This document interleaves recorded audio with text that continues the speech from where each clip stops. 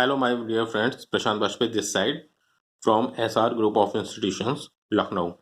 Now we are going to discussing about how to print two matrices of different order in which the first matrix is having order m cross n and the other matrix is having order x cross y. It means in a single program you have to print two matrices, यानी इसका मतलब हो गया कि आपको दो अलग अलग डिफरेंट ऑर्डर्स की दो मैट्रिसेस को प्रिंट कराना है। तो आपको ऑर्डर पहले से नोन नहीं है, तो इसलिए एक मैट्रिक्स ए नाम की मानी है आपने, जिसका ऑर्डर 10 क्रॉस 10 एज्यूम अभी फिलहाल किया है, जब तक एम और एन की एक्चुअल वैल्यू आप स्कैन नहीं करा देते हैं। दो मैट्रिक्स करनी है, इसलिए दूसरी मैट्रिक्स का नाम आपने बी एज्यूम किया है, इसका भी ऑर्डर आपको नहीं पता था, इसलिए आपने 10 10 लिया है। एम और एन पहली मैट्रिक्स का रो और पहली मैट्रिक्स का कॉलम हो गया, क्योंकि ऑर्डर आप पहले ऊपर भी देख चुके हैं, एम इंटू एन है। और एक्स और Y is the order of second matrix, और आई रो के लिए लूप हो जाएगा, जे आपके कॉलम के लिए लूप हो गया। अब सबसे पहले काम होगा कि हम पहली मैट्रिक्स के रो और कॉलम की नंबर को पता करें, तो इसलिए हमने क्या लिखा, enter the value of row M and column N of matrix A, यानी ए मैट्रिक्स में मैक्सिमम कितनी रो होंगी और कितने कॉलम हो सकते हैं उसकी वैल्यू। तो ये आपने एम और एन को स्कैन कराया। इसका मतलब हो गया कि अब ए के अंदर आपको एलिमेंट्स भरने हैं। तो इसमें नंबर ऑफ रो कितनी थी, एम थी, इसलिए रो वाला लूप एम माइनस वन तक गया। इसमें नंबर ऑफ कॉलम आपके पास एन थे, इस वजह से यहाँ पे जो कॉलम का लूप है वो एन माइनस वन गया और आपने स्कैन करा दिया। तो इस तरीके से एम क्रॉस एन ऑर्डर की ए नाम की मैट्रिक्स कंप्यूटर के अंदर बनके तैयार हो गई। अब सिमिलरली आपको दूसरी मैट्रिक्स, दो मैट्रिक्स बनानी थी, तो आपने ये यहाँ पे दूसरी मैट्रिक्स बी नाम की डिक्लेयर की हुई है, इसके रो और कॉलम की वैल्यू पता करनी है।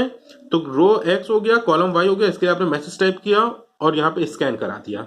यानी अब इसमें जो लूप चलेगा, इसमें नंबर ऑफ रो एक्स है तो एक्स माइनस वन तक जाएगा, कॉलम यहाँ पे वाई है तो यहाँ पे वो कॉलम वाला लूप वाई माइनस वन तक जाएगा, और आपने इस बी वाली मैट्रिक्स को भी स्कैन करा दिया। इस तरीके से आपके कंप्यूटर के अंदर दोनों मैट्रिक्स ए और बी बनके तैयार हो गई। अब आपको मैट्रिक्स को प्रिंट कराना है, तो अब आपको क्या करना होगा, ए वाली मैट्रिक्स को प्रिंट कराने के लिए ये वाला लूप चलाना पड़ेगा, और बी वाली मैट्रिक्स को प्रिंट कराने के लिए आपको ये वाला लूप फिर से चलाना पड़ेगा। इसको आगे देखते हैं। तो ये है तरीका मैट्रिक्स को प्रिंट कराने का। अब आप देखिए, आपने मैट्रिक्स ए को एलिमेंट्स में फिल करने के लिए आई जे का लूप ये चलाया था, तो जितने एलिमेंट्स आपने फिल किया उतने ही एलिमेंट्स ए में प्रिंट भी होंगे। इसी वजह से आप देखिए ए वाली मैट्रिक्स को प्रिंट कराने के लिए एम माइनस वन और एन माइनस वन का लूप चलाया, ए को प्रिंट कराया। बी के मैट्रिक्स को फिल करने के लिए आपने एक्स माइनस वन और वाई माइनस वन तक का लूप चलाया था। ये देखिए बी वाली मैट्रिक्स को प्रिंट कराने के लिए आपने यहाँ पे एक्स माइनस वन और वाई माइनस वन का लूप चलाया। इस तरीके से जितने एलिमेंट्स आप एंटर करेंगे उतने एलिमेंट्स आपको प्रिंट हो जाएंगे। अब ये था प्रोग्राम आपको दो मैट्रिक्स को प्रिंट कराने का। हो सकता है यही प्रोग्राम को तीन मैट्रिक्स का होता है, तो यहाँ पे ए बी के साथ आपको तीसरी मैट्रिक्स लेते, तीसरी मैट्रिक्स को भी स्कैन कराते और तीसरी मैट्रिक्स को प्रिंट करा देते। इस तरीके से जितनी नंबर ऑफ मैट्रिक्स आप प्रिंट कराना चाहते हैं उतने की वैल्यू को पहले एंटर कराएंगे, यानी स्कैन कराएंगे, और फिर उसके बाद उतनी ही मैट्रिक्स को आप प्रिंट करा सकते हैं। अब अगर यहाँ पे ऑर्डर आपको सेम दिया होता, एम क्रॉस एन, तो यहाँ पे आपको ये वाली लाइन लिखने की जरूरत ना पड़ती। क्यों? क्योंकि ऑर्डर सेम था, तो एम और एन की वैल्यू ऊपर आप दे चुके हैं, यहाँ पे देने की जरूरत ना पड़ती। अब हम लोग देखते हैं how to print the addition of two matrices of order 3 cross 3 each. यानी क्वेश्चन क्या कह रहा है कि आपके पास 3 क्रॉस 3 ऑर्डर की एक मैट्रिक्स है ए, फिर एक मैट्रिक्स है बी, और दोनों को ऐड करना है आपको। यहाँ पे कुछ एलिमेंट्स होंगे, दोनों तीन मैट्रिक्स को ऐड करने पर रिजल्ट क्या आएगा। अब आप जानते हैं कि जब दो मैट्रिक्स को ऐड किया जाता है तो रिजल्ट भी एक मैट्रिक्स के फॉर्म में आता है। जैसे आप साधारण वेरिएबल की अगर बात करते हैं तो वहां पे सी बराबर ए प्लस बी का फॉर्मूला अप्लाई करते हैं, ए की कुछ वैल्यू होती है, बी की वैल्यू होती है, दोनों को ऐड करते हैं तो सी के पास नई वैल्यू हो जाती है। तो ये सिंगल वेरिएबल के लिए काम करता है, एक टाइम पे एक वैल्यू है, और यहाँ पे पूरी मैट्रिक्स है। तो आपको पता है कि ए वाली मैट्रिक्स को जब बी वाली मैट्रिक्स के साथ जोड़ा जाता है तो आंसर भी किसके फॉर्म में आएगा, एक मैट्रिक्स के फॉर्म में आएगा। तो यहाँ पे आपको टोटल कितनी वेरिएबल मैट्रिक्स की जरूरत पड़ेगी, 3 मैट्रिक्स। देखिए ए हो गया, एक दूसरी मैट्रिक्स हो गई हमारे पास बी। अब यहाँ पर ऑर्डर आपको पहले से गिवन है 3 क्रॉस 3, इसको ये तो बदलेगा नहीं, इसलिए यहाँ पे एम एन या किसी भी चीज को एंटर कराने की जरूरत नहीं पड़ेगी। अब यहाँ पे सिंपल सा एक लूप आपको रो के लिए चलाना पड़ेगा और एक लूप आपको कॉलम के लिए चलाना पड़ेगा। अब इस प्रोग्राम में एडिशन कैसे परफॉर्म करेंगे वो देखते हैं। अगर आपने मान लीजिए 3x3 के मैट्रिक्स के अंदर कुछ एलिमेंट्स इस तरीके से फिल कर लिए, 9 7 6 5 4 3, मान लीजिए ये एलिमेंट्स आपने फिल करा दिए। अब आपको पता है कि ए वाली मैट्रिक्स का पहला एलिमेंट बी वाली मैट्रिक्स के पहले एलिमेंट के साथ ऐड होगा, और जब ये दोनों एलिमेंट्स हमारे ऐड होंगे इसके साथ, तो ये भी इसी पोजीशन पे जाएगा, यानी इन इसकी पोजीशन 0 0 है, इसकी पोजीशन 0 0 है, तो जो आंसर आएगा वो भी कहाँ आएगा, 0 0 पे आएगा।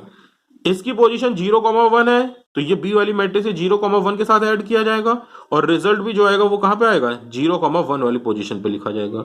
इसकी पोजीशन 0,2 है, तो इसका एडिशन किसके साथ होगा, इसके साथ होगा, और जो आंसर आएगा वो भी। यानी तीनों मैट्रिक्स के इंडेक्स सेम आ रहे हैं। अब आप देखिए कि ए वाली मैट्रिक्स का जो इंडेक्स नंबर यूज हो रहा है वही बी वाली का लिए यूज हो रहा है, और वही इंडेक्स नंबर आपका सी में यूज हो रहा है। तो जैसे फॉर्मूले में को इस तरीके से अगर हम डिजाइन करना चाहें तो क्या कर सकते हैं, यानी सी आई जे के पास कौन सी वैल्यू आएगी वो कैसे पता चलेगा, ए आई जे प्लस बी आई जे, यानी ए वाली मैट्रिक्स का एलिमेंट बी वाली मैट्रिक्स के एलिमेंट के साथ जोड़ा जाएगा, और जो रिजल्ट आएगा वो सी वाली मैट्रिक्स में लिखा जाएगा। अब इंडेक्स जो इसका इंडेक्स होगा वही इसका इंडेक्स होगा, और वही इस वाली मैट्रिक्स के सेम इंडेक्स में जाएगा। जैसे एक और छोटा सा लेते हैं कि मान लीजिए अगर आपको ये वाला एलिमेंट जोड़ना है जिसका इंडेक्स नंबर होता है 2,1, तो ये किससे जुड़ेगा, 2,1 के साथ ही जुड़ेगा, और ये जाएगा भी कहाँ पे, 2,1 वाले प्लेस पे लिखा जाएगा। इसलिए आपको जो मैट्रिक्स के एडिशन के लिए फॉर्मूला यूज करना होगा वो ये होगा।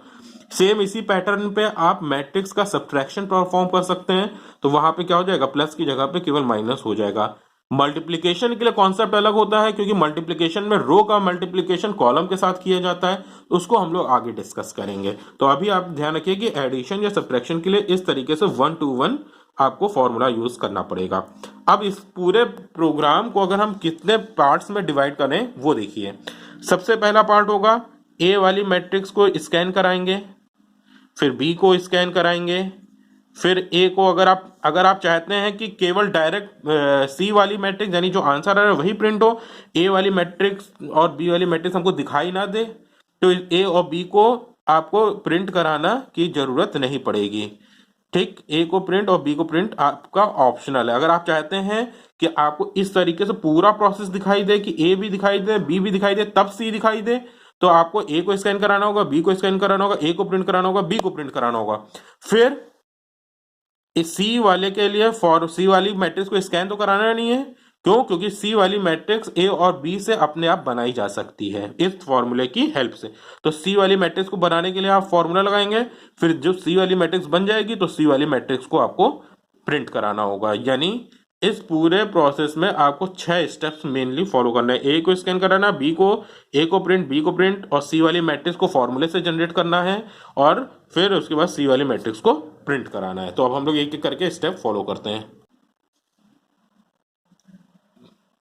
ये देखिए फ्रेंड्स, ये प्रोग्राम मैंने कंप्लीट किया है, क्योंकि अभी तक हम लोग यहाँ पे 10-10 फिल कर रहे थे। क्यों कर रहे थे, क्योंकि ऑर्डर आपको 3x3 या 4x3 एक पर्टिकुलर कांस्टेंट नंबर नहीं दे रखा हुआ था, आपको एक वेरिएबल के फॉर्म में दे रखा था m×n x×y के। तो हम यहाँ पे 10 एज्यूम कर रहे थे, लेकिन यहाँ पे आपको एक्चुअल वैल्यू पता है, तो आपने यही एक्चुअल वैल्यू यहाँ पे कॉपी कर दी है। अब सबसे पहले आपने लूप चलाया 3x3 की एक ए नाम की मैट्रिक्स के अंदर नंबर को भरने के लिए। तो आपने यहाँ पे अपनी मर्जी से जो नंबर आप फिल करना चाहते हैं वो नंबर आपने यहाँ पे फिल कर दिए। फिर आपने दोबारा से enter the matrix of B डाला, फिर 0 से 2 आई और 0 से 2 का लूप चलाया और बी वाली मैट्रिक्स के अंदर नंबर भर दिए। तो ये हो गई आपकी ए वाली मैट्रिक्स। फिर आपने क्या किया, यहाँ पे ये बी वाली मैट्रिक्स को एंटर करा दिया, ये हो गई बी। अब आपने क्या किया, ए वाली मैट्रिक्स को प्रिंट कराया, तो जो ए को बनाने के लिए लूप चलाया तो वो उसको प्रिंट कराया, फिर यहाँ पे ए को आके प्रिंट करा दिया। सिमिलरली आपने बी वाली मैट्रिक्स को प्रिंट करा दिया, यानी कंप्यूटर के अंदर ए और बी तो प्रिंट हो गए। अब क्या है कि आपको एक फॉर्मूला अप्लाई करना है। देखिए, इस फॉर्मूले को आप बिना लूप के नहीं लिख सकते हैं। क्यों, क्योंकि केवल एक एलिमेंट को नहीं जोड़ना है, आपको मैट्रिक्स के अंदर जितने एलिमेंट हैं सबको ऐड करना है। अब जैसे ये एग्जांपल लेते हैं, ये मैट्रिक्स 3x3 की है, तो इसके 9 एलिमेंट्स को इस मैट्रिक्स के 9 एलिमेंट्स के साथ ऐड करना है। यानी कि टोटल 9 बार आपको एडिशन परफॉर्म करना है। तो इसका मतलब हो गया कि यहां पर आपको लूप का यूज करना पड़ेगा। तो इसलिए यहां पे आपने Cij बराबर Aij प्लस Bij का लूप चलाया हुआ है। फिर आपने जो रिजल्टेंट मैट्रिक्स आई उसको नाम आपने सी रखा हुआ, तो सी वाली मैट्रिक्स को आपने यहाँ पर प्रिंट करा दिया। अब देखिए कि एडिशन कैसे परफॉर्म हो रहा है। ए और बी को तो आप बनाना पहले ही सीख चुके हैं, अब सी कैसे निकल के आएगी वो देखते हैं। अब देखिए आई की वैल्यू अभी 0 है, 0 छोटा है 2 से कंडीशन सही है, 0 छोटा है 2 से कंडीशन सही है। यानी कि पहली मैट्रिक्स ए का 0 0 किसके साथ ऐड होगा, बी के 0 0 के साथ ऐड होगा, और जो रिजल्टेंट आएगा वो सी के 0 0 वाले प्लेस पे रखा जाएगा। अब आप देखिए ए का 0 0 ये है, बी का 0 0 1 है, तो 1 और 4 को ऐड करेंगे 5 आएगा, 5 यहाँ पे आ गया। अब आप ऊपर जाएंगे तो जे की वैल्यू में पहले +1 करेंगे, 1 less than equals to 2, condition सही है।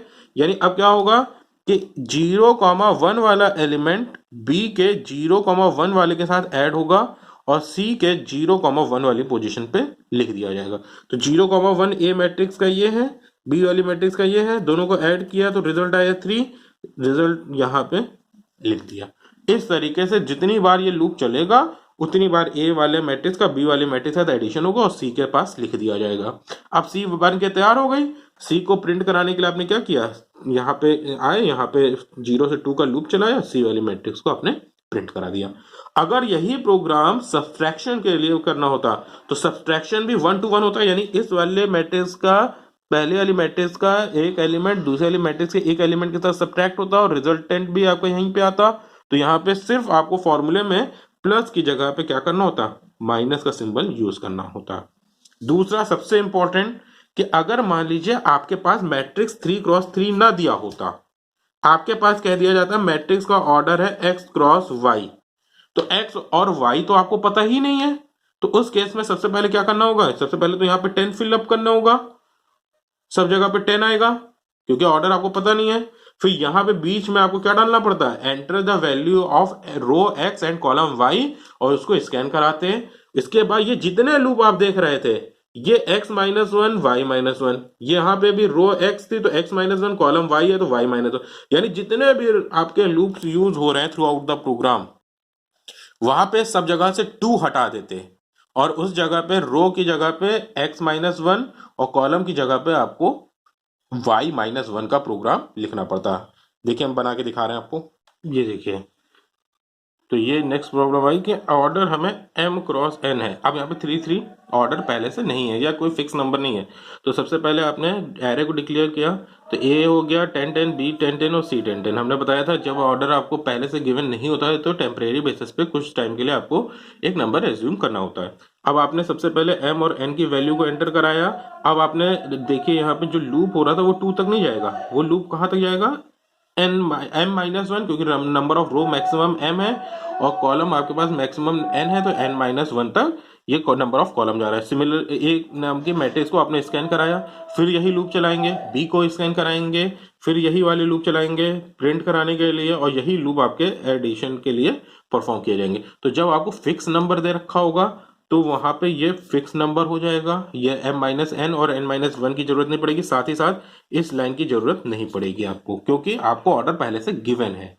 और अगर ऑर्डर गिवन नहीं होगा तो पहले ऑर्डर पता करने के लिए इन 2 लाइनों को यूज करना पड़ेगा, और ऑर्डर के अकॉर्डिंग आपको यहाँ पे लूप में m-1 या n-1 या x-1 जो भी आपको लूप गिवन होगा उसके अकॉर्डिंग यहाँ पे प्रोग्राम फॉलो करना होगा। Thank you.